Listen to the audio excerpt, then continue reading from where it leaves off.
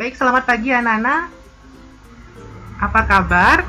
Pagi Pak, baik. Pagi, Pak. Sebelum kita mulai pembelajaran anak-anak, ada baiknya kita berdoa terlebih dahulu ya. Nah anak-anak, untuk mewujudkan rasa terima kasih kita kepada para pejuang, ada baiknya kita akan mengheningkan cipta terlebih dahulu. Bapak pimpin langsung ya anak-anak. Mengheningkan cipta, dimulai. Selesai. Untuk melakukan presensi. Jadi link presensi itu sudah Bapak upload di Google Classroom. Jadi anak-anak nanti mengaksesnya di Google Classroom ya untuk presensinya. Dan ingat, tetap jaga kesehatan, kemudian ikuti protokol kesehatan. Itu pesan Bapak. Ingat itu anak-anak ya. Mengingat materi kita kemarin, Bapak ingin bertanya dulu kepada anak-anak nih. Ada yang masih ingat keturunan bangsa Diuto Melayu apa saja? Ada yang bisa menyebutkan anak-anak? Saya, Pak. Oke, silakan Agus, silakan. Keturunan bangsa Diuto Melayu contohnya seperti orang suku Jawa, suku Bali, kemudian suku Minang. Mungkin demikian, Pak. Terima kasih. Oke, bagus nggak Agus? Bapak simpulkan ya. Sebenarnya keturunan bangsa Diuto Melayu ada di Indonesia itu ada suku Jawa, suku Bali, suku Aceh, kemudian Minangkabau, kemudian suku Bugis dan suku Makassar, ya.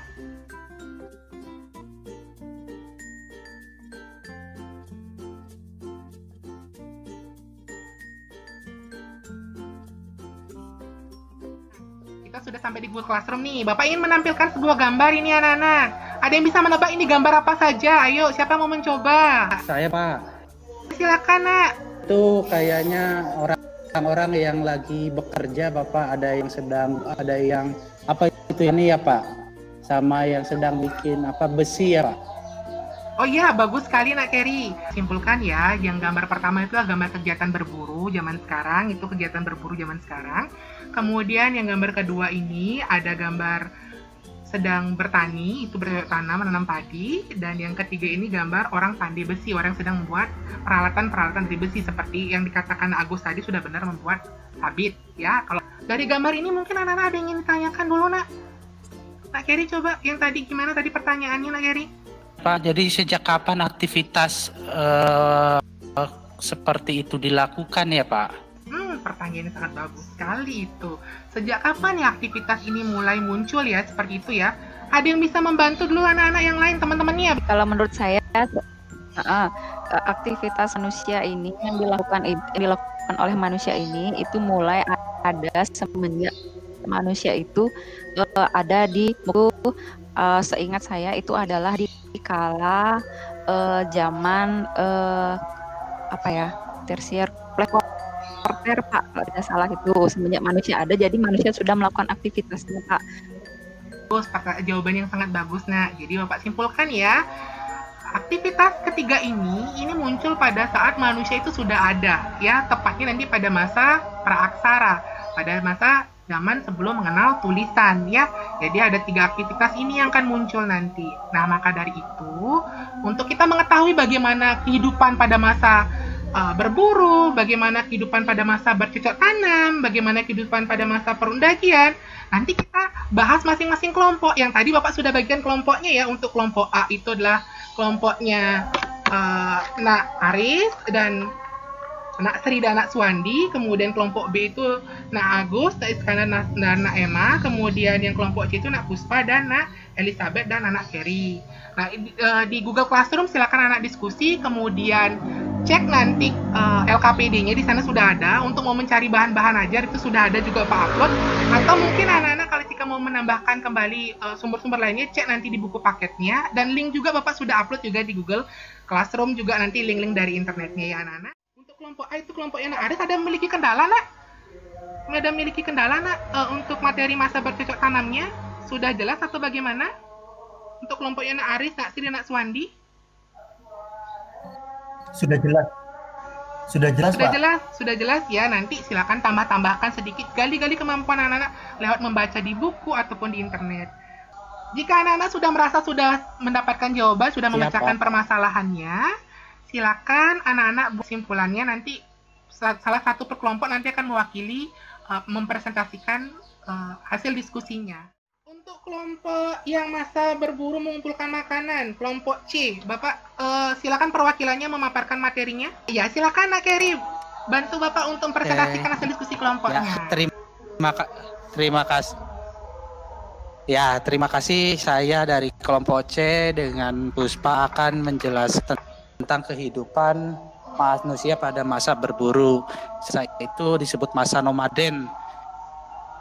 Artinya berpindah-pindah tempat karena manusia pada saat itu masih ketergantungan terhadap alam. Ketika di satu alam bahan makanannya sudah habis, maka mereka akan berpindah tempat yang lain yang masih ada mereka mencari makanan selain berpindah tempat kapun berburu dan tidak jauh dari daerah-daerah yang dekat dengan. Paling itu Bapak hasil diskusi saya dengan teman kelompok saya. Terima kasih. Bagus, Nak Kerry. Mungkin ada kelompok lain yang menambahkan apa sudah jelas untuk pemaparan dari Nak Kerry untuk materi masa berburu mengumpulkan makanan? Sudah jelas ya? Jika sudah jelas, Bapak Sudah lanjut jelas, lagi. Pak. Oke, bagus. Jadi kita sudah membahas ada tiga corak kehidupan, masa berburu, mengumpulkan makanan, masa berencana, dan masa perundagian. Mungkin ada yang bisa membantu Bapak? Salah satu siswa saja dulu deh, untuk menyimpulkan materinya pada pagi hari ini. Baik Pak, terima kasih Pak. Ya, menurut saya Pak kesimpulannya, jadi gerak manusia itu berkembang Pak. Bisa dilihat dari hasil teknologi yang digunakan. Jadi pertama mereka berburu ngamu, setelah itu mengumpulkan makanan, berikutnya bercocok tanam dan perundagian. Tentu saja perkembangan tersebut dibarengi dengan fisik dan psikis dari manusia yang mendukung pada masa tersebut. Mungkin itu Pak singkat kesimpulan dari saya. Baik, bagus sekali simpulannya. Bapak ingin menambahkan kembali ya simpulannya. Jadi kesimpulan ada 3 corak kehidupan manusia purba. Ada masa berburu mengumpulkan makanan, masa berencana, dan masa perundagian. Di masing-masing ketiga ini memiliki karakteristik tersendiri, perbedaan tersendiri. Namun satu hal yang memiliki kesamaan adalah bagaimana manusia itu mampu bergotong royong. Dan sampai sekarang pun kita masih tetap mengandung asas gotong royong juga kan. Bagaimana kita tetap mempertahankan sikap gotong royong kita. Ya, kita masuk ke refleksi ya. Ada yang bisa membantu Bapak untuk merefleksi kegiatan pada pagi hari ini? Nak Komang, coba Nak Komang, atau mungkin yang lainnya bantu Bapak sedikit saja. Ayo, merefleksi. Ya Bapak. Ya, silakan singkat saja ya, Nak. Ya Bapak. Jadi refleksi pelajaran ini Bapak. Jadi refleksi untuk pelajaran hari ini, yang pertama saya mengetahui bagaimana perkembangan manusia purba mulai dari mereka mulai hidup berburu, kemudian bisa bercocok tanam, kemudian sampai dengan mengenal perundagian. Seperti itu Pak. Jadi ada tahap perkembangan menuju ke arah kemajuan. Nah, untuk pembelajaran sangat menarik Pak, apa-apa. Jadi tidak sekedar kita yang memberikan masukan apa yang kita sudah diskusikan dalam kelompok. Seperti itu Bapak. Betul sekali. Oke, tepuk tangan untuk kita semua atas pembelajaran pada pagi hari ini. You are the best. Pokoknya semuanya pembelajaran udah bagus. Nah, untuk kita mengetahui pemahaman kita, Bapak akan berikan soal tes evaluasi. Untuk linknya Bapak sudah upload di Google Classroom. Silakan anak-anak kerjakan. Ya. Nah, untuk menutup pembelajaran pada pagi hari ini, Bapak akan tutup dengan doa. Menurut agama dan kepercayaan masing-masing, doa dimulai. Doa selesai. Selamat pagi anak-anak. Semoga kegiatan pembelajaran hari ini bermanfaat untuk kita semua. Sampai jumpa di pertemuan selanjutnya dengan materi yang berbeda, yakni materi hasil kebudayaan masyarakat praaksara. Sampai jumpa anak-anak. Selamat pagi.